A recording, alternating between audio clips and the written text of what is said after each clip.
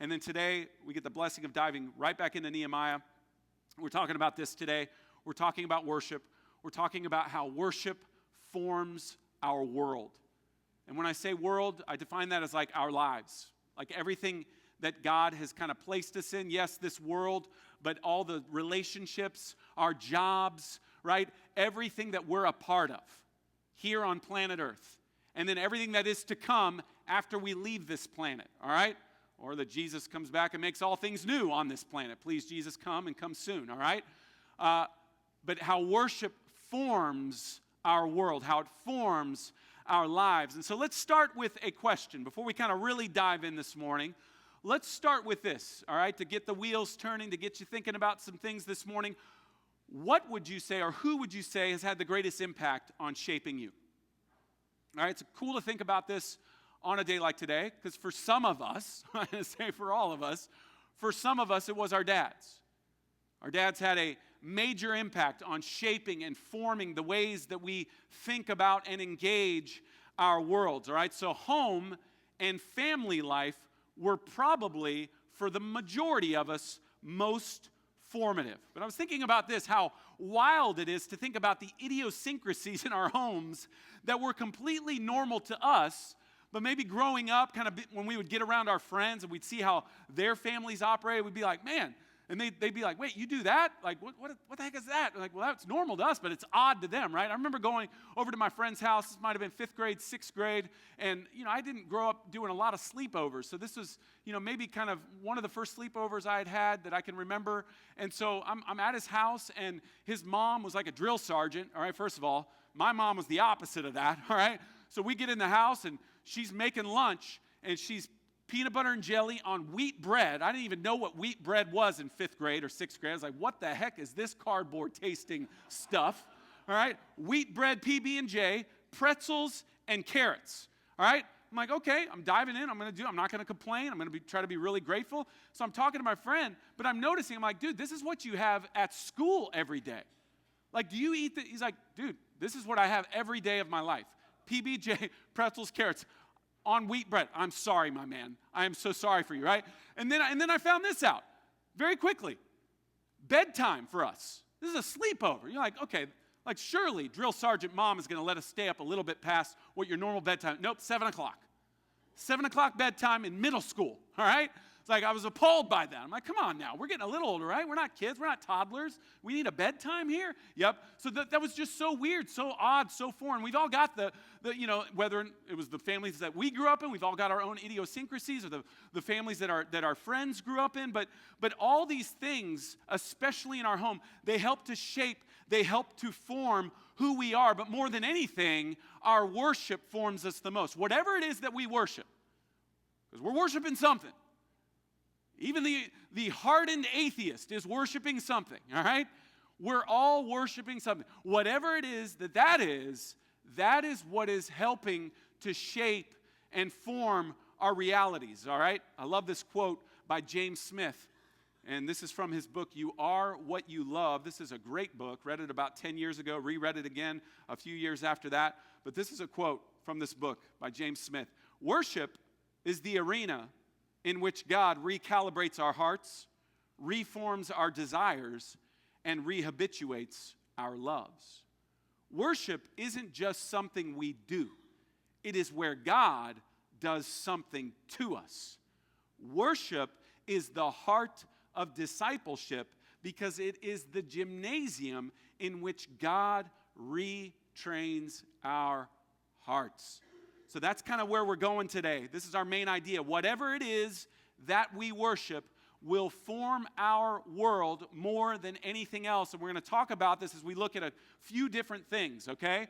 We're going to talk about this blueprint, this basic blueprint that God's people are to operate by, all right? And then we're going to talk about the broken patterns that God's people, in their sin, tend to kind of continue to cycle back into. And then finally, we're going to look at this, the beholding.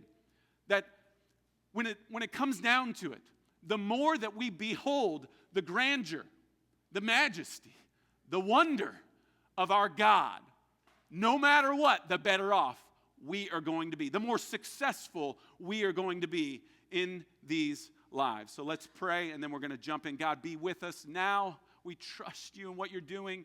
Change us by your word. May your word not fall on deaf ears. Give us ears to hear and eyes to see. Soften our hearts. Meet us where we're at, and then pick us up, put us on your back, and take us where you want us to go, God. And we pray these things in the name of Jesus. Amen. So the main idea again, whatever it is that we worship will form our world more than anything else. So let's talk about the blueprint here in the first 6 verses, and I feel that I need to read that. I mean, God bless Ray Ortland, who read the chapter 8, but I need to read the first 6 verses of chapter 9. Now, on the 24th day of this month, the people of Israel were assembled with fasting and in sackcloth and with earth on their heads. And the Israelites separated themselves from all foreigners and stood and confessed their sins and the iniquities of their fathers. And they stood up in their place and read from the book of the law of the Lord their God for a quarter of the day. Let me read that again. For a quarter of the day. You think we're going long here today? We're not. Quarter of the day. For another quarter of it, they made confession and worshiped the Lord their God. On the stairs of the Levites stood Jeshua, Bani, Kadmiel, Shebaniah, Buni, Sherebiah, Bani, and Chenani. And they cried with a loud voice to the Lord their God. Then the Levites, Jeshua, Kadmiel, Bani, Hashabniah, whatever, Sherebiah, Hodiah, Shebaniah, and Perkahiah, said, stand up and bless the Lord your God from everlasting to everlasting. Blessed be your glorious name, which is exalted above all blessing and praise. So here we're told in verse 1 that this is the 24th day of the month of the people of Israel. So the 24th day of the 7th month. So if we remember the last couple weeks, we've been talking about the 7th month a lot. There's a lot happening in the 7th month for the people of God. 3 weeks now have passed since the finishing of the wall. And then last week what we looked at, since the initial gathering of when Ezra read the law to God's people. And now they initially kind of mourned over their sin, but very quickly, Ezra and Nehemiah, all the leaders said, hey, no, let's not. This is not a time for mourning. Let's celebrate. Let's rejoice. Why? Well, because God has not abandoned us. God, even though we have sinned, even though we've rejected him, even though we've rebelled against him, he has never stopped pursuing us. So they threw this big feast, this big party, and that's what they've kind of been doing now for the last few weeks. But what now? Well, fast forward a few weeks. And here we are in chapter 9, verse 1, where they're once again assembled, we're told. But this time it's different. This time they're assembled with fasting and in sackcloth and with earth on their heads. Now, these external elements reflected an internal reality. You see, what the law had done when it was read to them was it exposed their sin.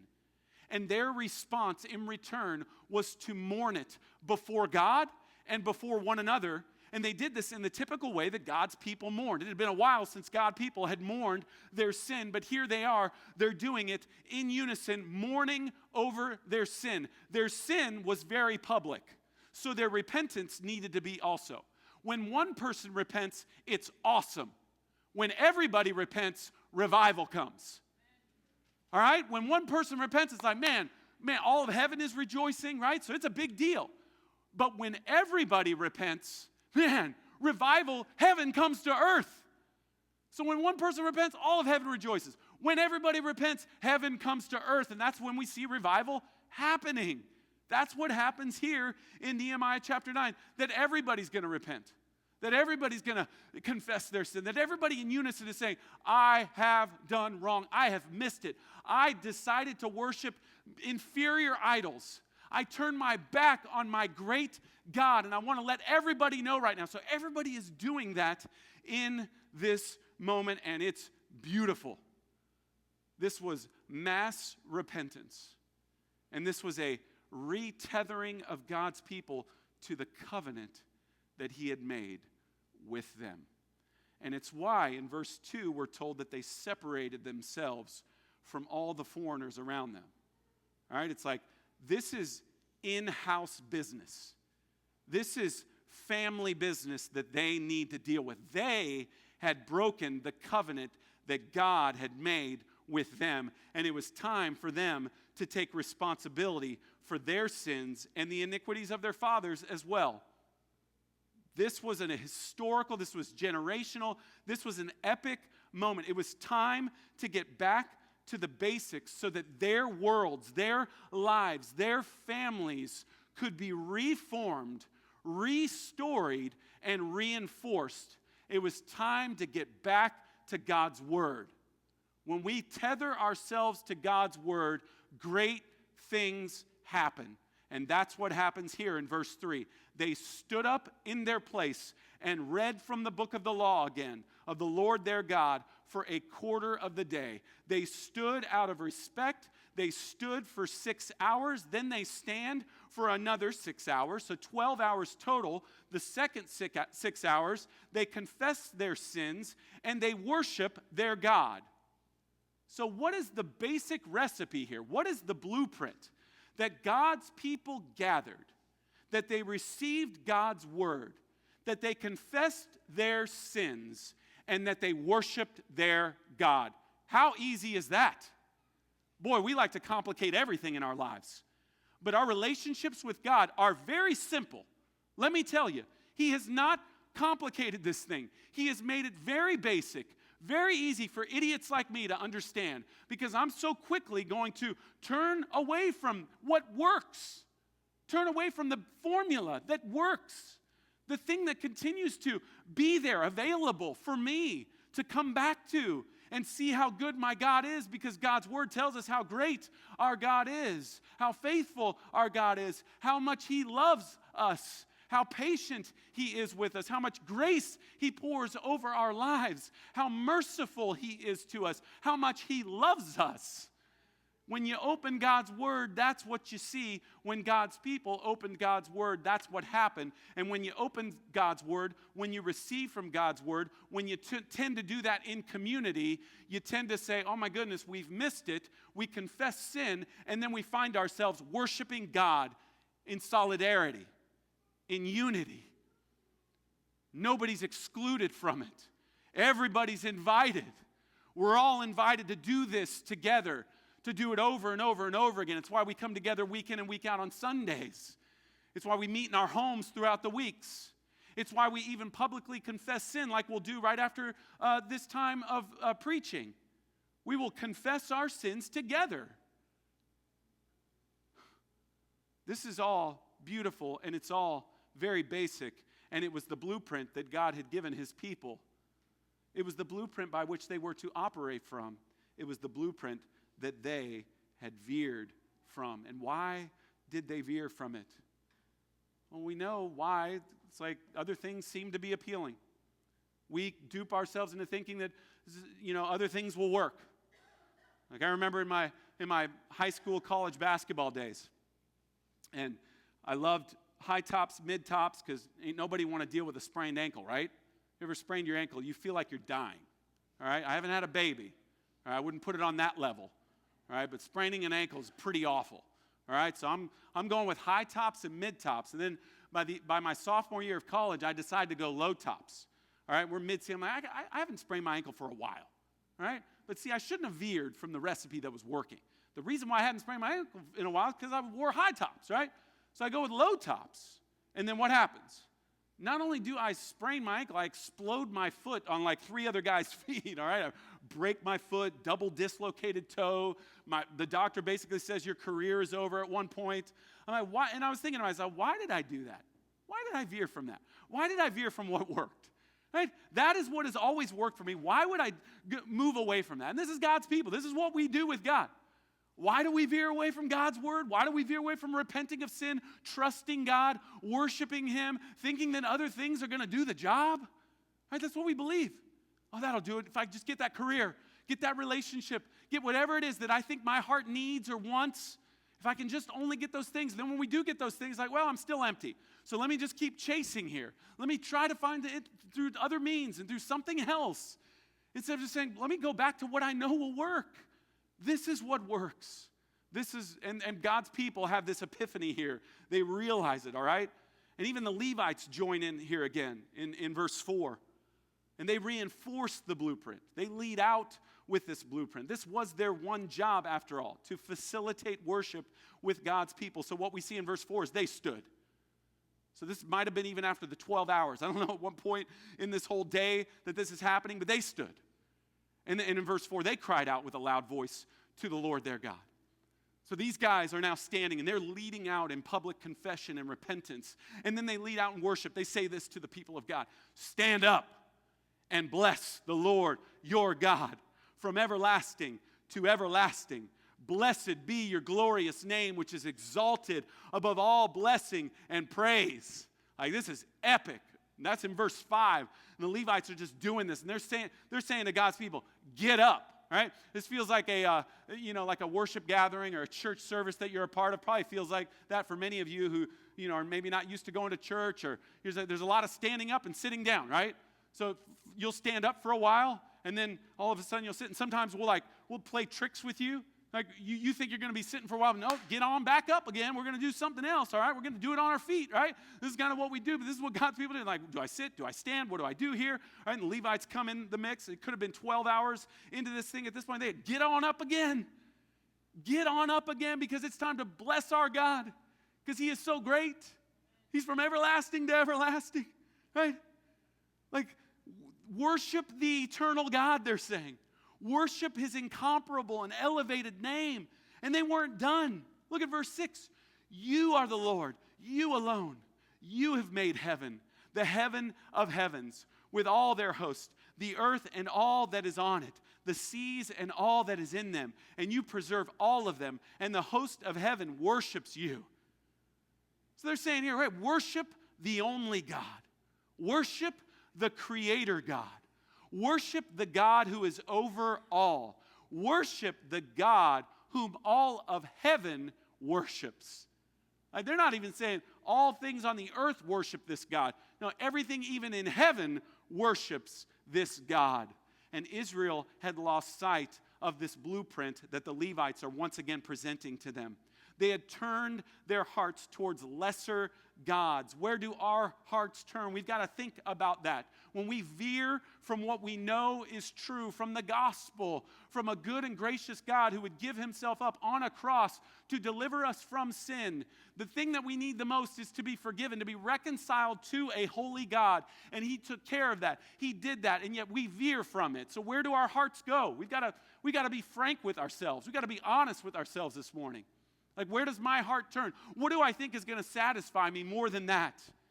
What do I think is going to give me more than what I need that can be found in this word and the person that this word points to, which is Jesus, King Jesus, Savior Jesus, Creator Jesus, my God, my Lord, my everything. Martin Luther said this: whatever your heart clings to and confides in, that is really your God. So what is your heart clinging to?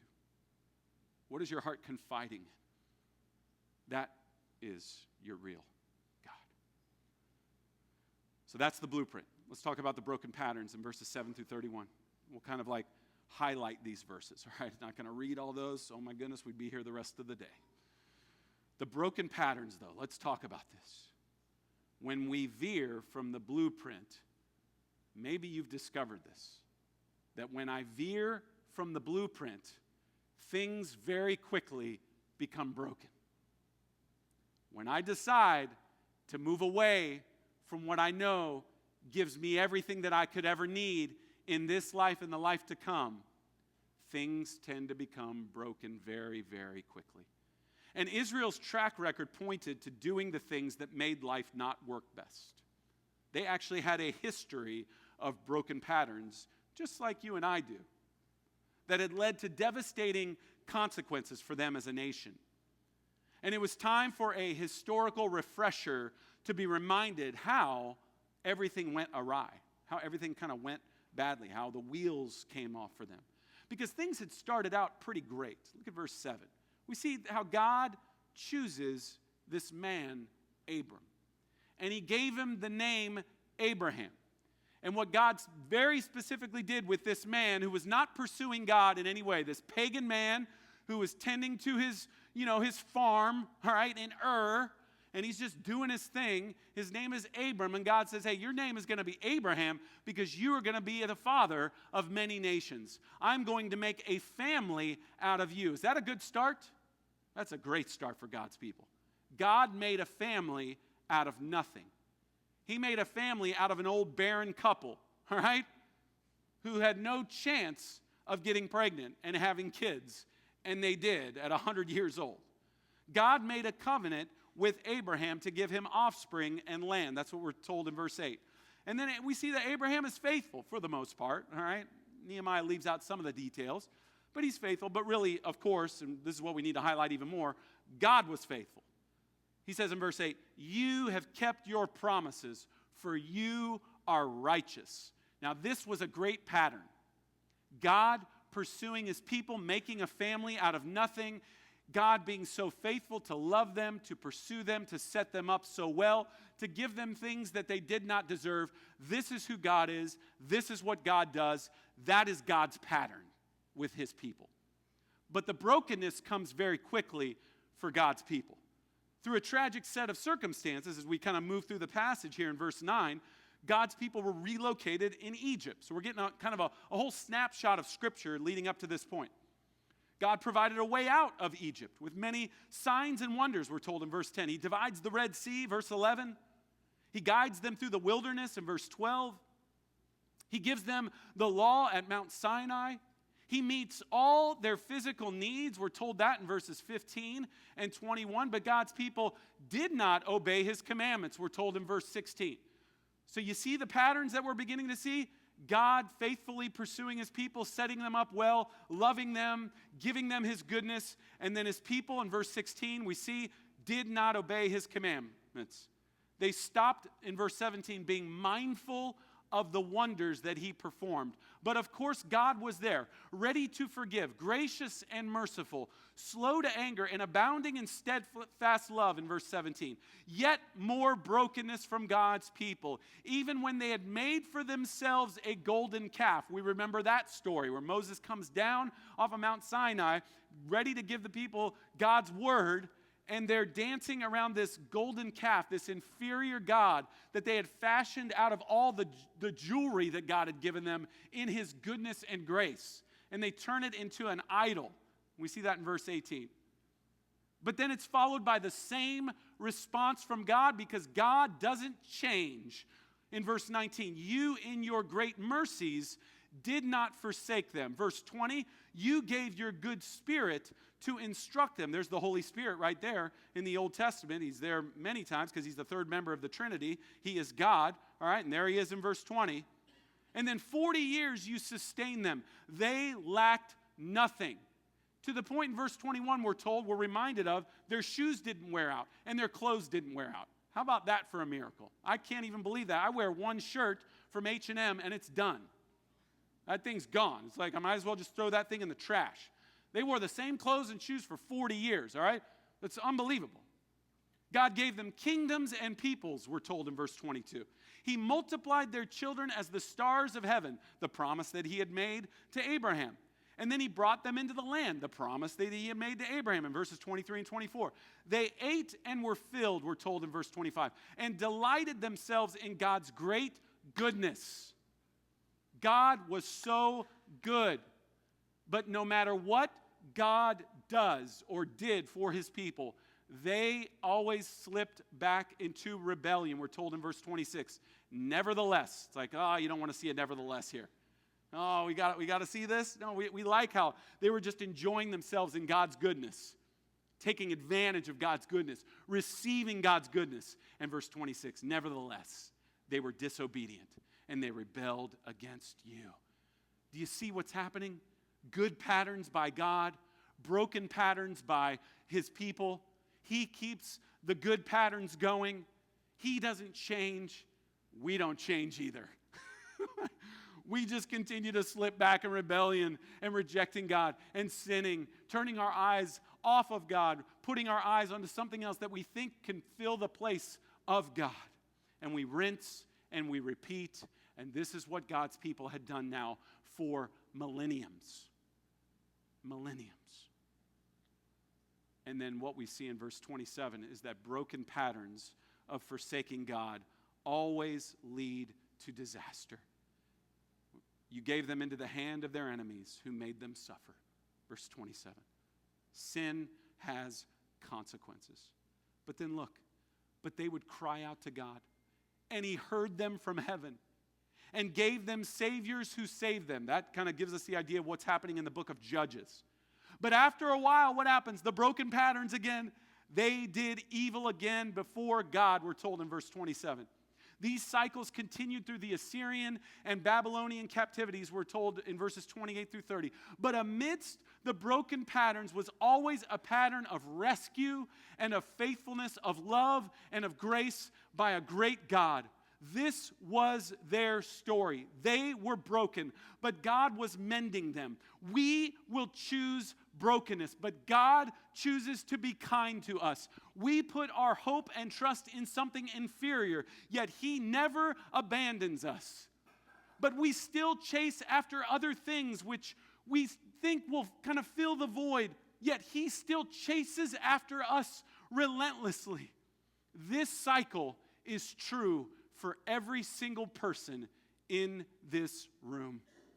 We have all missed it.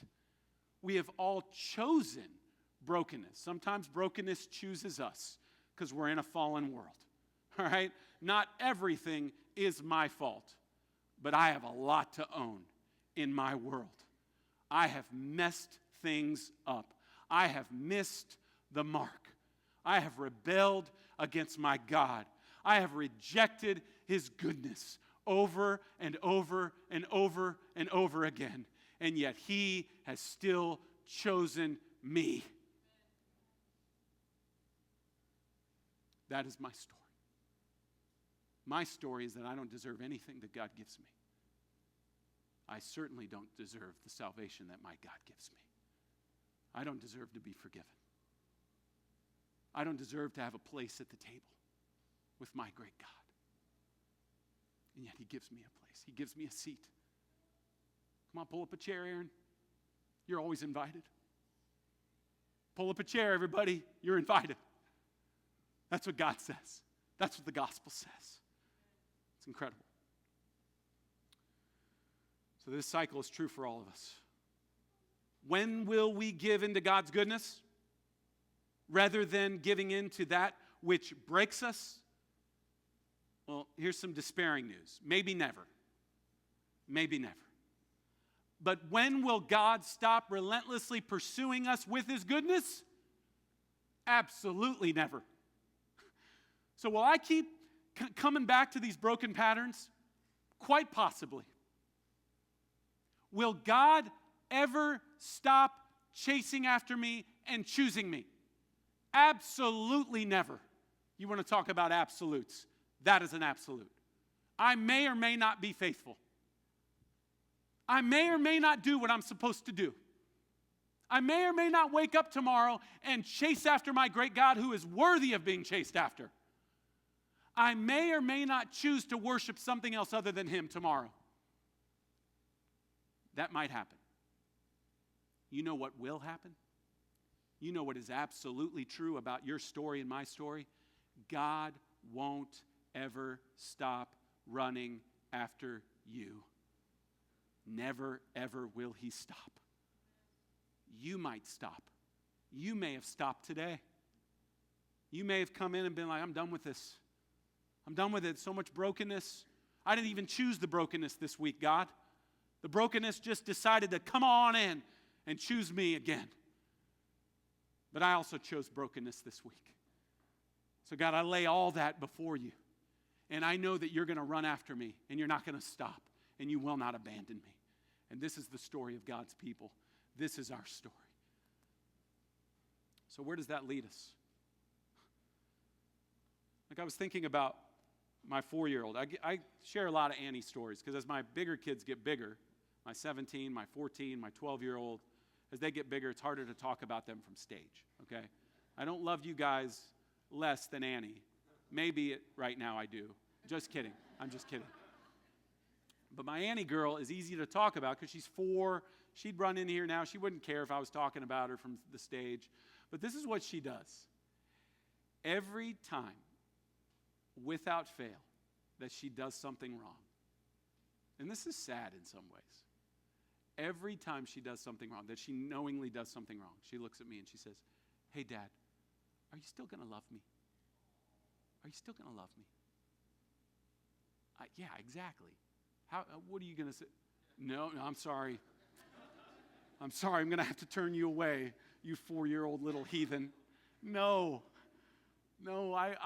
everything in me in that moment just wants to scoop her up and bring her into my arms. And I tell her unequivocally, Annie, I love you more right now than I ever have before in my entire life, in your entire life. I love you more as each second goes by. But then without fail, she will come back after she's done something. But are you still going to love me, Daddy? Will you still love me? Yes, Annie, I will never stop loving you. I'm here. I'm not going anywhere. I love you more now than I ever have. And I just keep telling her the same exact thing. And this isn't even us with God. We're just in our sin. We're not repenting. We're just going through our lives. We think we're owed something. We're entitled. We're missing it. So we're not even going to God and being like, God, are you still going to love me? Maybe some of us are doing that. We've got to bring our sin before him first. And then he's going to lovingly receive that and say, I paid for that. And then he's going to follow that up with, hey, and I know you're not asking me this necessarily, but I will never stop loving you, ever. I will always love you. I love you more now than, I don't know if he says that. Because he loves us the most. It's infinite love, all right? Infinite love. Always there, always present. We might not feel it. Feelings don't trump truth, especially that truth. God loves you, and he will never stop loving you, no matter what you do. And you can ask him that. Are you gonna still love me after that, God? You know what the answer is? Absolutely yes. You better believe it. I love you so much. You can't even comprehend how much I love you. Look at the cross, though, if you need a reminder. That's what he says. Look at the cross. Don't look at your circumstances necessarily. I'm using your circumstances to draw you into me more. So don't look at those things. Those are going to come. Those are going to go. Those are going to be good. Those are going to be bad. Those are going to be a tool that I use to draw you into my love. Look at the cross. Look at the cross. And what this does as we finish up is it causes us to behold. The beholding. This is what my desire is for me. Like I am this, if there is a word for me this summer, this is the word, that I would behold the greatness of my God. So it was time for God's people to behold. This word behold just means to take notice, to be attentive, to listen, to have our listening ears, our listening hearts. It was time for them to notice how great their God was. It was time for them to come to some realizations about God, and this is what we see in verse 32 that they do. Now, therefore, our God, the great, the mighty, and the awesome God who keeps covenant and steadfast love. It was time for them to notice that God had faithfully kept a covenant that they had broken over and over again. But this covenant wasn't contingent upon them keeping it. It was contingent upon God keeping it. And this is what leads to revival. They see this. They say in verse 33, for you have dealt faithfully, and we have acted wickedly. That is us. Just say it to God. Don't try to bring your good to God. But look what I did, God. Look, I'm doing pretty good. No, God, you are faithful. I have acted wickedly. Right? That's a good start. Like, let's just make it, God, you're good and faithful. Me, not so much. So meet me here, God. Like, man, but we can't do it. We have a hard time owning our sin in front of our family members or friends or those relationships that we have in our life, let alone God, the God that went to the cross to die for all those sins and all that wickedness and all that evil. God, you are faithful. God, I am not. And this is what they tell God. And we see that no one had kept God's law, despite all of his warnings, despite all of the proof in verse 35 of his great goodness. I love how that is highlighted there. He's not just good, he's great at being good. He's just not full of goodness, he's full of great goodness. And despite all the proof of God's love, they still rejected him. How despairing is that thought? They're going to reject him kind of by the end of this narrative. As we get to the final chapters, the final words of Nehemiah, God's people, the wheels have already come off again. Like, it's unbelievable. Is there any hope for God's people? No matter what proof he gives to us, we still find a way to turn our backs on him. Is there any hope that we will ever turn this thing around? Well, as much as it depends upon us, there is no hope. Yeah? Have you ever thought about when you're in an airplane, you're flying somewhere, and have you ever thought, I'm sure you've had this thought, like both captains go down, there's nobody else on the plane that can fly that thing, all right, and you've lost communication with the tower, so there's nobody that can give you instruction. And I know there's some confident people in here that would be, and there's probably some capable people. I can think of a couple of you that could probably figure it out. But I've always thought to myself, like, if it was left to me, because I'm not very bright, okay, in that way, that plane's going down. That plane's going down. We're just going to go for a ride. It's like, buckle up, or don't. I don't know. We're dying anyways. Just take the seatbelt off and enjoy the ride, right? And that is our spirituality. That is our relationship with God. That is the hopelessness of our situations. That if it depends upon us, we're done. We're done. And these guys even have, and I think this is a beautiful moment in verse 38. Because of all this, we make a firm covenant in writing. Look at these folks. Would you look at God's people? Like, I'm so proud of you, God's people, right now. This is an important and momentous occasion. I'm not mocking God's word. In a way, I'm mocking God's people because this is me. They put in writing, they swear an oath in writing that they are going to pursue God and faithfully abide by the covenant that he made with them. And we know how that's going to go. I like that they put it in writing. Hey, let's put this in writing. Let's put the stamp on it. You know, do we have a notary around here that can come and notarize this thing? This thing is official, right? But just a few chapters later, like mayhem. So this is great. This is what we need. This is where the gospel comes in. Because ultimately God's people, you fast forward another 400 years in the story, Jesus comes on the scene. The literal God who took on flesh comes on the scene, says, I'm here. Does it humbly, so people are like, nah, it can't be you. But then proves it. Like just for 3 years, just proves it.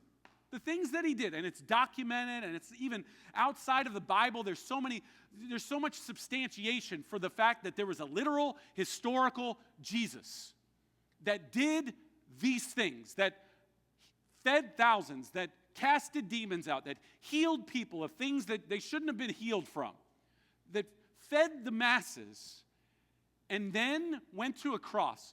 Everything that he said he was going to do, it all happened. It all came to pass.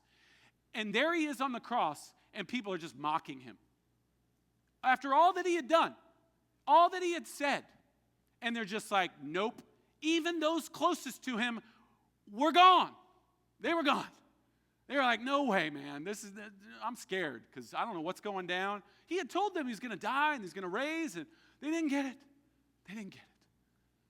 So if it depends upon us, we are that. That is us.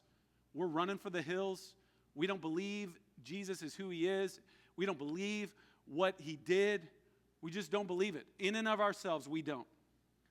But here's the thing. The gospel says that Jesus came to save sinners, not people who get their act together, who swear oaths, and who keep those oaths. Nope. He came to save his enemies. And it's sad that his own people became his enemies. And yet he still chased after him. And that is our story. We are his enemies because of our sin. And yet he says, I'm going to chase after you. I'm going to die for you. I'm going to chase after you. I'm going to make you mine. And you can't even do anything about that. You can try to run from me. I got you. Once you are in my hands, you are in my hands. I love you so much that I won't let anything eternally speaking bad happen to you. You are mine forever. That's what he says. That's what the gospel says. And that's why the gospel is the best news ever. We can't do it, but God did it. He went to the cross to save us from sin, from our broken patterns to lead us to a place where now, by the grace of God, we will behold him and nothing else.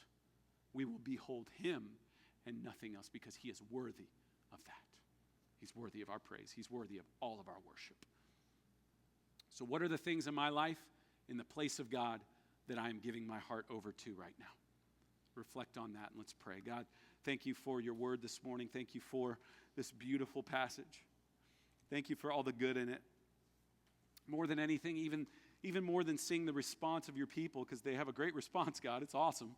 But even more than that, God, you are so faithful. All of this just points to a good God who will never give up on his people, who will love them no matter what. Thank you that we are those that you love so much that you would die for our sins, to give us friendship with you, to be brought into your family, to be made children of God. Thank you for that. May that bring us so much peace, and may we behold that in our lives no matter what comes our way this summer and the days to come. We love you, Jesus. Amen.